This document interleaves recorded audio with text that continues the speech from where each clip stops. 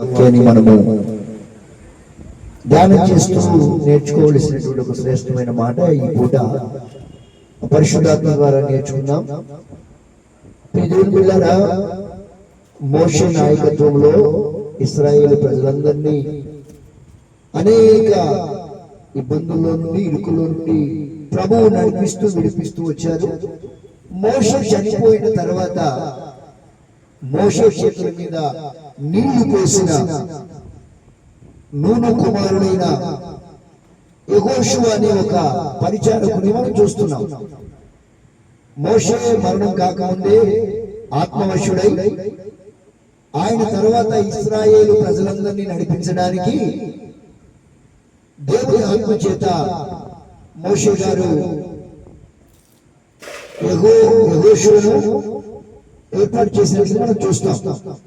యెహోషువ మోషే తర్వాత ఇశ్రాయేలు ప్రజలందరినీ నడిపించుకుంటూ ఆయన కొనసాగుతున్న సమయంలో ఈ యెహోషువ గారి జీవితంలో చాలా భయంతో కూడినటువంటి పరిస్థితులు, లేక మనుషులను బట్టి ఎదురవుతున్నటువంటి యోధాను వంటి సమస్యలను బట్టి, పరిస్థితుల ప్రభావాన్ని బట్టి, ఇబ్బందులను బట్టి, ఇరుకులను బట్టి చాలా అధైర్యపడతా ఉన్నాడు. దేవాది దేవుడైన యెహోవా యెహోషువకి చాలా వాగ్దానాలు చేశాడు. దైవజనులు యేసన్న గారు ఒక చక్కని పాటలో కూడా యెహోషువ జీవితాన్ని పెట్టినట్లుగా మనం చూస్తాం. ఇక్కడ ఈ 3వ అధ్యాయం, యెహోషువ గ్రంథం 3వ అధ్యాయం 7వ వచనంలోకి వచ్చేసరికి దేవాది దేవుడు యెహోషువతో మాట్లాడుతున్నాడు. మన దేవుడు, మనం ఆరాధిస్తున్న దేవుడు ఎవరంటే ఆయన మాట్లాడే దేవుడు. ఆయన తన యొక్క వాక్కు చేత మనల్ని దర్శించే దేవుడు. ఆయన మాటలో జీవం ఉంది. ఆయన మాట్లాడే దేవుడు. ఆయన మనల్ని దర్శించే దేవుడు. ఆయన మనల్ని తాకి ముట్టుకొని బాగు చేసి స్వస్థపరిచి నడిపించి జయాన్ని ఇచ్చే దేవుడు. ఇక్కడ ఏమని మాట్లాడుతున్నాడంటే దేవుడు, చదువుకున్నావా? అప్పుడు యెహోవా యెహోషువతో ఇట్లా నేను మోషేకు తోడై ఉండినట్లు నీకును తోడై ఉండును. చూడండి, అధైర్యంలో ఉన్నటువంటి యెహోషువ, చాలా అలజడిలో ఉన్నటువంటి యెహోషువ, భయం అనేదంట ఎంతటి వాడికైనా ఏం కలిగిందండి? అందరు చెప్పాలి, ఏం కలిగింది? భయం అనేది కలిగిందండి. ఎంతటి వ్యక్తికైనా భయం కలుగుతుంది. కానీ దేవుని మాట మనకు కలిగిన భయములన్నిటిలో నుండి మనల్ని తప్పించే మాట, విడిపించే మాట. చెప్దాం అందరం చేతులెత్తి హల్లెలూయా. ఇక్కడ దేవాది దేవుడు మోషేకు తోడై మోషే పక్షంగా నిలబడి విజయాన్ని ఇచ్చిన దేవుడు, మోషే పక్షంగా గొప్ప కార్యాలు చేసిన దేవుడు. మోషే ఇశ్రాయేలు ప్రజల్ని నడిపిస్తున్నప్పుడు మోషేకు కూడా తోడైనటువంటి దేవుడు ఇప్పుడు యెహోషువతో మాట్లాడుతున్నాడు. యెహోషువ, నువ్వు భయపడవలసిన పని లేదు. మీరు చక్కగా అందరు చక్కగా సమాధానం చెప్తూ దేవుని మాటలు వినాలి. స్తోత్రం చెప్పండి, హల్లెలూయా. అందరు చెప్పండి, నోరు తెరిచి హల్లెలూయా. ఏమంటున్నాడండి? నేను మోషేకు తోడై ఉన్న దేవుడను. మోషేకు తోడై ఉన్నట్లే నీకు కూడా తోడుగా ఉంటాను. నేను నీకు తోడుగా ఉన్నానని ఇశ్రాయేలు ప్రజలందరూ, ఈ 12 గోత్రాల వారు, ఈ ప్రజలందరూ నేను నీకు తోడై ఉన్నానని మీరు ఎరుగునట్లుగా నేను నిన్ను గొప్ప చేస్తాను. ఏం చేస్తాడంటే చెప్పాలి, ఏం చేస్తాడంటే గొప్పవాడిగా చేస్తాను. అంటే నేను అంటున్నాను, నాకు అర్థమైంది ఏంటంటే దేవుడు తోడై ఉంటే నిశ్చయముగా వ్యక్తి గొప్పవాడిగా మారిపోతాడు. దేవుని తోడు నిజంగా దేవుని బిడ్డలారా, ఈనాడు మనం ఇలా క్షేమంగా, ఆరోగ్యంగా ఇక్కడ ఉన్నామంటే దానికి గల కారణం ఏంటంటారు? దేవుడు మనకి ఏమై ఉన్నాడు? దేవుని తోడు మనకు లేకపోతేనంటండి, దేవుని తోడు మనకు లేకపోతే 124వ కీర్తనలో ఒక మంచి మాట ఉంటుంది. దేవుడు తోడు లేకపోతే మనకేం జరిగింది, దేవుడు మనకి ఏమైనా తోడు ఉండాలా అని మనము 124వ కీర్తన మనం చదవడం అయితే, దేవుని బిడ్డలారా, మొదటి నుంచి మనం చదువుకుందాం. 124 మొదటి వచనం. మనుషులు మన మీదికి లేచినప్పుడు యెహోవా మనకు తోడై ఉండని ఎడల వారి ఆగ్రహం మనపైని రగులు కొనినప్పుడు యెహోవా మనకు తోడై ఉండని ఎడల వారు మనలను ప్రాణముతోనే మృంగివేసి ఉండురు. ఏమండి, దేవుని తోడు లేకపోతేనంట, మీరు చక్కగా వినాలి, దేవుని తోడు లేకపోతే మనం ఎప్పుడో ఏం చేయబడే వాళ్ళం, ఏం చేయబడే వాళ్ళమండి, మృంగివేయబడే వాళ్ళమంట. అక్కడ ఎంత చక్కగా రాశాడు చూడండి. మనుషులు మన మీదకి లేచినప్పుడు యెహోవా మనకు తోడై ఉండని ఎడల వారి ఆగ్రహం మనపై రగులు కొనినప్పుడు యెహోవా మనకు తోడై ఉండని ఎడల వారు మనలను ప్రాణముతో మృంగివేసి ఉందురు. అంటే దేవుని తోడు లేకపోతే, దేవుని బిడ్డలారా, మనం వింటున్నారా? వినాలి. దేవుని తోడు లేకపోతే ఎప్పుడో మనము మృంగివేయబడవలసిన వారం, మరణించవలసిన వారం. ఏనాడో మట్టికి మన్ను, దుమ్ముకు దుమ్ము, తూలికి తూలి.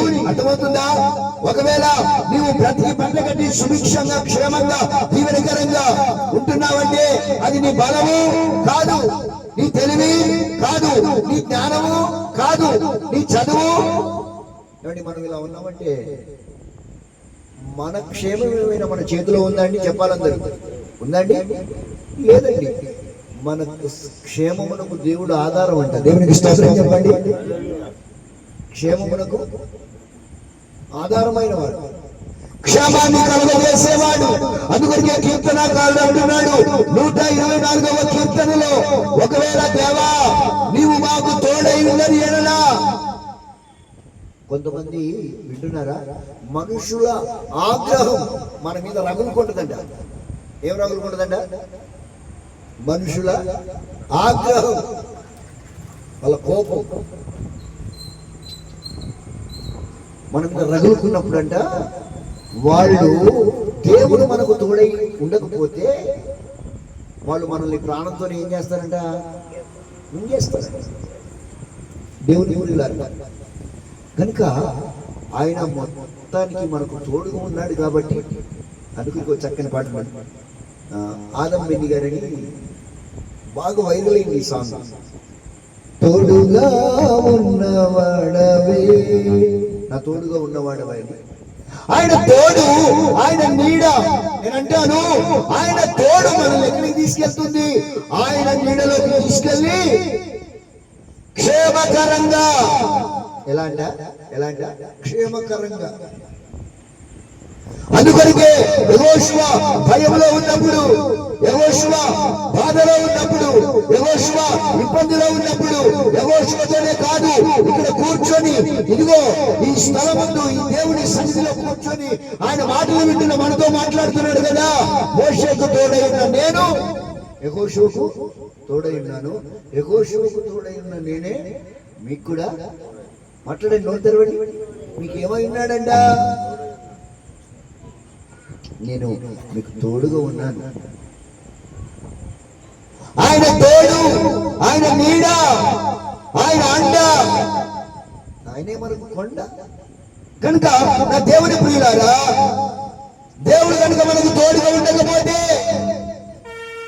మనుషులు, శత్రువులు, లేక లోకములో మానవుని ప్రాణాన్ని తీయడానికి రకరకాల పరిస్థితులు, బయట పరిస్థితులు కూడా ఏం బాలేవమ్మా. ఇంట్లో ఉంటే మీకు ఏమన్నా అర్థమవుతుందో లేదో కానీ బయట పరిస్థితులు కూడా, ప్రభుత్వాలు కూడా ఏం బాలేవు. మనుషునికి అయ్యలారా, అమ్మా, మనుషునికి ఏం లేదు, మనుషుని ప్రాణానికి ఏం లేదమ్మా, భద్రత. మాట్లాడండి, చక్కగా మనం మాట్లాడాలంటే చెప్పండి. హల్లెలూయా, హల్లెలూయా. దేవుని యొక్క సన్నిధిలో జ్ఞాపకం చేసుకోవడం అయితే, దేవుని ప్రియులారా, ప్రజలకు భద్రత లేదండి. ప్రాణాలు ఎప్పుడు అందువరకే లేఖనం చెప్తుంది కదా, ఎవరిని మింగుదునా అని వాడు గర్జించు సింహం వలె తిరుగుతున్నాడట. ఏదో రకంగా మనల్ని మింగేయాలి, మన ప్రాణం తీయాలని. కానీ మనకు దేవుడు ఏమై ఉన్నాడు? తోడుగా ఉన్నాడు. కాబట్టి నేటికి సజీవుల సంఖ్యలో మనం ఉన్నాం. అందుకని యెహోషువతో నువ్వు భయపడకి, యెహోషువ నువ్వు ఎందుకు భయపడుతున్నావు? యోర్దానే వచ్చినా, ఎర్ర సముద్రాలు 7 వచ్చినా, అగ్ని 7 ఎటువంటి పరిస్థితులైనా యెహోషువతో మాట్లాడుతున్న దేవుడు, నేను మోషేకు తోడైనట్లు నీకు కూడా తోడైందునని ఇశ్రాయేలీయులందరూ చూచినట్లు ఎరుగునట్లు వీరి కన్నుల ఎదుట నిన్ను నేను గొప్ప చేస్తాను. నేను నీకు తోడుగా ఉన్నానయ్యా. ఒకవేళ నీ ఆత్మీయ తండ్రి మోషే గారు ఒకవేళ చనిపోయి ఉండవచ్చును, కానీ నేను చనిపోయి తిరిగి లేచిన వాడు. దేవుడికి స్తోత్రం. హల్లెలూయా. మన దేవుడు ఎవరు? సజీవుడు. సజీవుడు. ఒకవేళ మనకు ఉన్నవారు భర్త అయినా, భార్య అయినా, పిల్లలైనా, మనమైనా, ఎవరైనా ఏదో ఒక రోజు మనం కళ్ళు మూసి ఒకవేళ మన యొక్క పరుగు లేక మన యొక్క పరిస్థితి మనం ముగించవచ్చు. కానీ మన దేవుడు ఎప్పుడు మనకి ఏమై ఉండే దేవుడు? తోడుగా ఉండే దేవుడు. మరి ఆయన తోడుగా ఉండకపోతే మనుషులు మనల్ని ప్రాణంతోనే మింగేసేవారు. మనుషులు కూడా రాక్షసుల వలె మనుషులు మింగేయడానికి అక్కడ ఎంత చక్కగా రాశాడు. యెహోవా మనకు తోడై ఉన్నని ఎడల వారి ఆగ్రహం మన మీద రగులుకొనినప్పుడు, మనుషులు మన మీదకి లేచినప్పుడు ఆయన మనకు తోడై ఉండకపోతే వారు మనల్ని ప్రాణంతోనే, చెప్పండి, ఇప్పుడు ప్రాణంతో మింగేసే ఒక ప్రాకు పురుగు, ప్రాగే పురుగు ఏంటిదండి? పామండి. అది కప్పల్ని ఎలా మింగిందండి? ప్రాణంతోనే దాన్ని అసలు ప్రాణంతో మింగడం అంటే పాముకు చాలా ఇష్టం. అంటే మనము ఏదైనా తింటున్నామంటే దాన్ని మనం ఏం చేసి ప్రాణం తీసి దాన్ని ఏదన్నా మనం తింటున్నాం. నాన్ వెజ్ దాన్ని తినాలంటే, నిశ్వాసాలు తినాలంటే దాన్ని అటగి తింటామా మనం? అంత ఘోరమైంది పాము అన్నమాట. పాము లాంటి స్వభావం కలిగిన వారు, సాతాను స్వభావం కలిగిన వారు మనల్ని ప్రాణంతోనే మింగివేయ చూస్తున్నారు. కానీ ఎందుకు మింగలేకపోతున్నారంటే దేవుడు మనకు ఏమై ఉన్నాడు? పలకాలి గట్టిగా, ఆయన మనకు తోడుగా ఉన్న దేవుడు. దేవుడికి స్తోత్రం చెప్పండి, గట్టిగా చెప్పాలి. హల్లెలూయా. అందుకొరకే ప్రభువు యెహోషువతో మాట్లాడుతున్నాడు, నేను మోషేకు తోడైనట్లుగా నీకు తోడై ఉన్నాను. దానికి సూచన, నిన్ను నేను ఈ ప్రజల ఎదుట గొప్ప చేస్తాను. దేవుడు తోడుగా ఉంటే ఆ ఉండే పరిస్థితులు, ఆ ప్రభావాలు అవి వేరేగా ఉంటాయండి. ఒక సేవ కానీ, ఒక సేవకునికి కానీ, ఒక డిపార్ట్మెంట్ కానీ, లేకపోతే ఒక వ్యక్తికి కానీ, వింటున్నారా? దేవుని తోడు ఎవరికైతే ఉంటుందో వారి జీవితాలు చాలా ఆశీర్వాదకరంగా ఉంటాయనే విషయాన్ని మనకు పరిశుద్ధ గ్రంథమైన లేఖనం సెలవిస్తుంది. కనుక దేవుని ప్రియులారా, ఆయన మనకు తోడుగా ఉండే దేవుడు. ఎలా ఉండే దేవుడు? మోషేకు తోడై ఉన్న దేవుడే యెహోషువకు తోడై. యెహోషువ జీవితంలో కూడా యోర్దానే ఎదురైన యెరికో, హాయి పట్టణాలే కొన్నిసార్లు కొన్ని ప్రాంతాలు అతన్ని ఇబ్బందికి గురి చేసిన తర్వాత మరలా విజయకేతనం అతను ఎగురవేయడానికి గల కారణం ఏంటో తెలుసా మీకు? దేవుడు తోడుగా ఉన్నాడు. దేవుడు తోడై ఉండబట్టే ఆయన చాలా మంది శత్రువులను మోషేకు వలె ఆయన కూడా జయించాడు. ఇప్పుడు మనం ప్రాణంతో ఉండడానికి గల కారణం ఒకటేనండి, మన ఆరోగ్యం కాదు, మనం తినే ఆహారం కాదు. దేవుని బిడ్డలారా, ఆయన కేవలం మనకి ఏమై ఉన్నాడు? తోడుగా ఉన్నాడు. కనుక బిడ్డలారా, మనం ఇంకా ఎక్కువగా ప్రార్థన చేసుకొని ఆయన నీడను, ఆయన తోడును మనం ఇంకా కోరుకొని, ఇంకా ఆయన నీడలో, ఆయన తోడుతో మనం ఇంకా కొనసాగితే ఇంకా మన జీవితాల్లో అద్భుతమైన కార్యాలు చేస్తాడు. దేవుని బిడ్డలారా, మనకు ఇప్పుడు ఆయన తోడై ఉన్నాడు కదా, మనకి ఏదైనా తోడు దొరికింది అనుకోండి, మనం ఏం చేస్తాం? ఆయన విడిచిపెట్టాం. వింటున్నారా? మనకి ఏదైనా తోడు దొరికింది అనుకోండి, దేవుని మనం ఏం చేస్తున్నాం అంటే ఆయన్ని మనం విడిచిపెడుతున్నాం. నేను అంటున్నాను, హనోకు ఎన్ని తోళ్ళు తనకున్నా దేవుని తోడు మాత్రమే తను ఎక్కువ కోరుకొని, ఒక భక్తుడు చెప్పాడండి, ఆయన దేవుడితో నడిచి నడిచి నడిచి నడిచి అలవాటైపోయింది కదండి.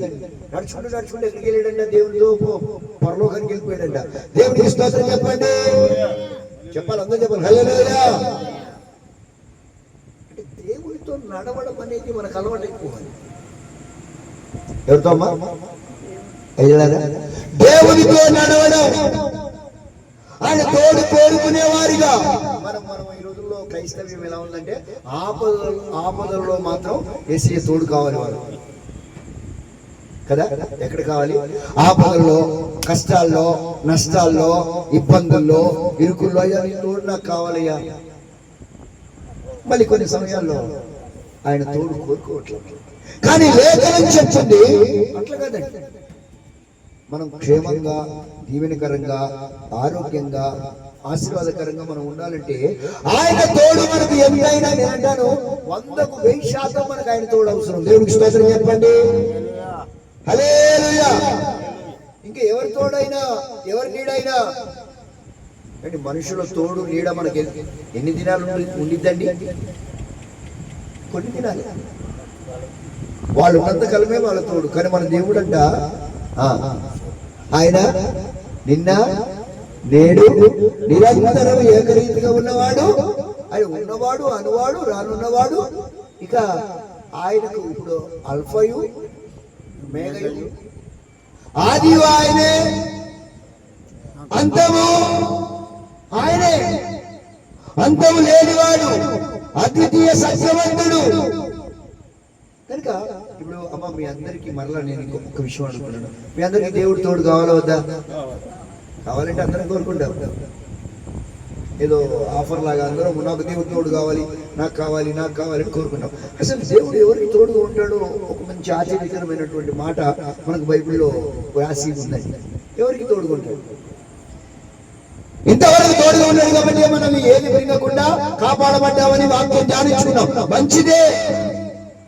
యెహోషువకు మోషేకు తోడై ఉన్నప్పుడు యెహోషువకు తోడై ఉన్నాడని ధ్యానం చేసుకున్నాం. మంచిదే. కానీ దేవుడు ఎవరికి తోడుగా ఉంటాడో ఒకసారి చదవండి. సామెతల గ్రంథము 3వ అధ్యాయము 32వ వచనం. సామెతల గ్రంథము 3వ అధ్యాయము 32వ వాక్యం. 32వ వాక్యం. కుటిలవర్తనుడు యెహోవాకు అసహ్యుడు, యథార్థవంతులకు ఆయన తోడుగా ఉండును. చేతులకి అందరూ హల్లెలూయా అనండి. హల్లెలూయా హల్లెలూయా. ఎవరికి తోడుగా ఉంటాడండి? యథార్థవంతులకు ఆయన. అది ఇప్పుడు మీరందరూ పలకండి, ఎవరికి తోడుగా ఉంటాడంట? యథార్థవంతులకు. చూడండి, అంటే ఈ మాటను బట్టి చూస్తే యెహోషువ చాలా యథార్థవంతుడు. యథార్థత మనకంట యథార్థమైన భక్తి ఉన్నారంటండి. మనకు ఏ భక్తి ఉన్నారంట? మనము చేసే భక్తిలో యథార్థత కనిపించాలి. మనం చేసే పనిలో యథార్థత కనిపించాలి. అందుకే పెద్దోళ్ళు అంటారు, యథార్థవాది లోకపు విరోధి. ఒకవేళ యథార్థంగా మనం కొంతమంది యథార్థంగా బ్రతుకుతున్న వాళ్ళు లేకపోలేదు. యథార్థవంతులకు వినాలి చక్కగా దేవుని మాటలు తల్లారా. యథార్థవంతులకు ఆయన ఏ మేలు చేయక మానడు.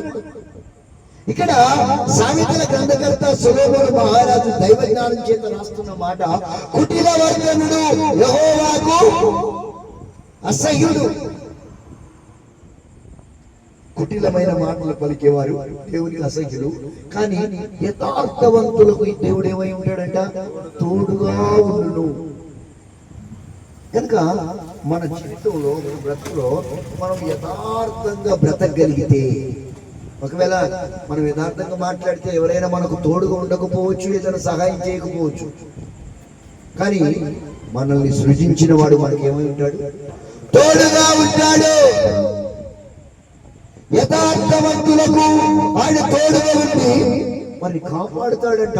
ఎవరు కృంగివేయకుండా, వారి బాధలకు రాయి తగలకుండా, యుద్ధములో జయము, సమస్యల్లో విడుదల, గొప్ప కార్యము. ప్రియ దేవుని బిడ్డ, మన జీవితాల్లో మనం అనుభవించాలంటే, ఆధ్యాత్మికంగా ఆశీర్వాదకరంగా ఆరోగ్యకరంగా మనం దీవించబడాలంటే మన మీద పై పై మాటలు చెప్పి ఏదో అరిసి వాక్యం చెప్పినంత మాత్రాన సాంగ్స్ ఇవన్నీ కాదండి. వాక్యం పాడాలి, వాక్యం చెప్పాలి, వాక్యం చదువుకోవాలి, ఆరాధనకి వెళ్ళాలి, కానుకలు ఇవ్వాలి, ఇవన్నీ కరెక్టే. కానీ ముఖ్యంగా దేవుడు ఇష్టపడేది ఏంటంటే యథార్థత. ఒక చోట ఇర్మీ గ్రంథంలో ఏమంటుందంటే, దేవుడు మన అందచందాల మీద, మనం వేసుకునే బట్టల మీద, మనకున్న వెండి బంగారాల మీద, మనకున్న ఆస్తి అంతస్తుల మీద మనసు ఉండదంటే ఆయనకి. ఇప్పుడు చెట్టు మనిషి ఎక్కడుంటే ఆయన మీద నరుల కాలు సత్తువ యందు ఆనందించే దేవుడు కాదు. మరి ఏది ఇష్టపడుతున్నాడు? నీలో క్వాలిటీ ఏది? ఆయన నీలో క్వాలిటీగా ఇష్టపడేది ఏంటంటే యథార్థమైనటువంటి యథార్థత మీదనే ఆయన దృష్టి పెడతాడండి. అమ్మా, ఏం పెడతాడండి అమ్మా? యథార్థత మీదనే దృష్టి పెడతాడంట. ఇప్పుడు చిన్న పెళ్లి సంబంధానికి వెళ్ళామనుకోండి, అబ్బాయిని అమ్మాయిని ఎదురబద్ర కూర్చుని పెట్టాము. అబ్బాయి ఎవరిని చూస్తాడు? ఆ మూలకు వచ్చిన ముసల్దాన్ని చూస్తాడా? మాట్లాడట్లా మీరు. అందమైన అమ్మాయిని అక్కడ కూర్చుని పెట్టాము, ఆ కుర్రోని అక్కడ కూర్చుని పెట్టాము, పెళ్లి చూపులకి వెళ్ళాము. వాళ్ళిద్దరు చూసుకుంటారా? మూలకున్న ముసల్దాన్ని చూస్తాడా? అక్కడ అతను చేసుకోబోయే అమ్మాయిని చూస్తాడు. ఇప్పుడు ప్రభు ఎవరిని చూస్తాడు? నిన్ను నన్ను చూచే దేవుడే, అది వేరే కోణం. నీలో ఉన్న యథార్థత మీద ఆయన దృష్టి పెడతాడంట. యథార్థవంతులకు తోడుగా ఉంటాడంట. యథార్థవంతులకు ఏ మేలు చేయకుండా ఉండలేడు. కనుక ఆయన తోడు కావాలన్నా, మళ్ళీ ఇంకో చోట సామెతల గ్రంథంలో ఒక చోట ఉంటుందండి, యథార్థవంతుల కంట చీకట్లో ఏం పుడుతుందంట? వెలుగు పుడుతుందంట. చక్క వాక్యాన్ని గుర్తుపెట్టుకుని చెప్పాలి సమాధానం. కొంతమందికి దేవుడు లోకం ఎంతో ప్రేమించింది తప్ప ఇంకో వాక్యం తెలియదు. అమ్మా, నేను చెప్పినప్పుడు వెనకాల చెప్పాలి, దేవుడు లోకమును ఏమన్నా ఒక వాక్యం నువ్వు పట్టుకున్నాడు. ఎన్ని వాక్యాలు అంటే నువ్వు? యథార్థవంతులకు చీకట్లో వెలుగు పుడుతుంది, యథార్థవంతులకు ఆయనే తోడుగా ఉంటాడు, యథార్థవంతులకు ఏ వేలు చేయగా మానడు. నేను అంటున్నా, యథార్థవంతులకు ఎదురుగా ఏ ఆయుధమో వర్తిల్లదు. కనుక యెహోషువకు తోడై ఉన్నాడు, మంచిదే. మళ్ళీ ఇంకొక బాగా జ్ఞాపకం చేసుకున్నాం, ఆయన తోడై ఉండకపోతే మనల్ని విరోధి మనుషులు ఎప్పుడో మనల్ని మింగేసేవాళ్ళు, అది మంచిదే. కానీ ఇప్పటి నుంచేనైనా ఆయన తోడు, సంపూర్ణమైన ఆయన తోడు, నీడ, ఆయన ఆశీర్వాదం, ఆయన అభిషేకం నీకు కావాలా? నీ పిల్లలకు, నీ పిల్లల పిల్లలకు నీకు ఆయన తోడు ఉండాలని ఆశపడితే, ఒకవేళ యథార్థతను మనం కోల్పోయామేమో, ఇది మొదలుకొని మనం యథార్థంగా ప్రవర్తించగలిగితే, యథార్థంగా మాట్లాడగలిగితే, యథార్థంగా కొనసాగించబడగలిగితే, యథార్థంగా బ్రతకగలిగితే, ఈ శేష జీవితం, మిగిలిన ఈ శేష జీవితమైన, ఇంతకు ముందు ఒకవేళ మనలో యథార్థత లేదేమో, నీతి లేదేమో, పరిశుద్ధత లేదేమో, ప్రార్థన లేదేమో, భక్తి లేదేమో, యథార్థంగా మనం ప్రవర్తించలేకపోయామేమో. కానీ ఆయన తోడు నీకు కావాలంటే, నువ్వైనా నేనైనా ఎవరైనా యథార్థంగా బ్రతకగలిగితే, అందుకే అంటాడు, కుటిల వర్తనుడు యెహోవాకు అసహ్యుడు, యథార్థవంతులకు ఆయన తోడుగా ఉంటాడు. తోడుగా ఉండు. యథార్థవంతులకు ఏమీ చేయక మానడు. ఇక యథార్థవంతుల పట్టి మనం ధ్యానం చేస్తే, బైబిల్లో వ్రాయబడిన యథార్థవంతుల పట్టి అంతా తీసుకుంటే అసలు ఎంత విలువైనటువంటి మాటలు యథార్థవంతుల కొరకు ఉంటాయో. యథార్థవంతులకు చీకట్లో వెలుగు పుట్టును, యథార్థవంతుల మార్గముల మీద ఆయన వెలుగు ప్రకాశిస్తున్నది. నువ్వు యథార్థంగా ఉండగలిగితే దేవునికి ఇవ్వడంలో, ప్రార్థించడంలో, ప్రార్థనకి వెళ్ళడంలో, ప్రతి విషయంలో మనం యథార్థంగా బ్రతకగలిగితే ఆయన తోడు మనకు భూలోకంలో ఉంటుంది, ప్రతిఫలం ఉంటుంది. నిజంగా యథార్థవంతులు, నేను అనుకుంటున్నాను, యథార్థవంతులు తప్పకుండా దేవుని రాజ్యంలో ప్రవేశిస్తాయి. యథార్థత అంటే కల్మషం, ఖరాబు, లోపల ఏం యథార్థత అంటే ఏంటి? అవునంటే అవును, కాదంటే కాదు. యథార్థత అంటే ఒక పవిత్రమైనటువంటి జీవితానికి అదొక సూచన. ఆయన తోడు ఒకటే కాదండి, మేలే కాదండి, చీకట్లో వెలిగే కాదండి. నేను అంటాను యథార్థవంతులకు, అందుకని క్లియర్గా రాశాడు కదా, యథార్థవంతులకు ఏ మేలు చేయక ఏ మేలైనా చేస్తాడు నీకు. నువ్వు ఇలా ఉంటే, యథార్థంగా ఉంటే, యథార్థంగా ఉంటేనే ఎడుముకుంటూ ఉంటానా? యథార్థంగా నీవు ఉండగలిగితే, యథార్థంగా నువ్వు బ్రతకగలిగితే ఏ మేలు చేయక మానడు. ఈ రోజు నుండి మనం యథార్థంగా, ఇంకా నువ్వు చాలా యథార్థంగా, నీతిగా, భక్తిగా బ్రతుకుతున్న వ్యక్తివైతే దేవునికే మహిమ. ఇంకా యథార్థంగా, పవిత్రంగా, పరిశుద్ధంగా, పరిపూర్ణమైనటువంటి యథార్థతను కలిగి, యథార్థమైనటువంటి జీవితాన్ని కలిగి మనం బ్రతకడానికి ఇష్టపడదాం. అలాగన మనము దేవుని సన్నిధిలో కొనసాగుదాం. ఈ చిన్న మాటలు దేవుడు మన ఇంటిలో ఆశీర్వదించును గాక. ఆమేన్.